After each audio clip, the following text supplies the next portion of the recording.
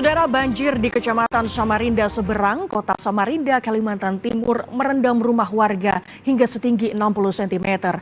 Badan Penanggulangan Bencana Daerah Samarinda menyiapkan dapur umum untuk membantu kebutuhan makan warga yang bertahan di rumah. Hujan yang mengguyur Kota Samarinda sejak Kamis lalu berimbas banjir yang merendam sejumlah titik di Kota Samarinda. Salah satunya di Jalan Rapak Dalam, Kecamatan Samarinda Seberang. Selain merendam rumah warga, sejumlah jalan terputus dan tidak bisa dilalui kendaraan.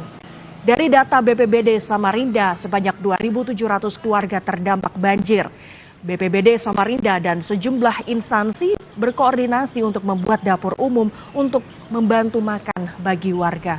BPBD dan Badan Wilayah Sungai menyebut selain intensitas hujan yang cukup tinggi, pendangkalan anak sungai akibat banyaknya permukiman menjadi salah satu penyebab banjir. Ada ya kurang lebih 2.700-an rumah. Ya, kurang lebih itu kakaknya. Nah ini lalu bersama tim terpadu dengan Dinas Sosial tadi BPBD Provinsi, lalu karena mengganggu aktivitas warga bermasa, kita sepakat untuk membentuk dapur umum.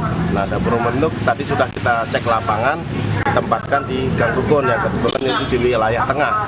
Nah, sehingga ini insya Allah habis Jumatan ini semua sudah bergerak untuk segera membantu warga. Hasil kita cek lapangan memang terjadi pendangkalan penyempitan sungainya. Oh, ya. Apa tadi kalau nggak salah ini juga? Posko Dapur Umum Tagana Samarinda, Kalimantan Timur akan menyediakan sebanyak 600 bungkus makanan untuk korban banjir. Tim dari Posko Dapur Umum menyediakan 600 porsi makanan untuk korban banjir. Posko Dapur Umum akan dipindahkan jika air semakin surut. Tim akan menyasar lokasi yang masih terdampak banjir. Banjir di Kecamatan Samarinda Seberang, Samarinda diketahui terjadi sejak Kamis lalu.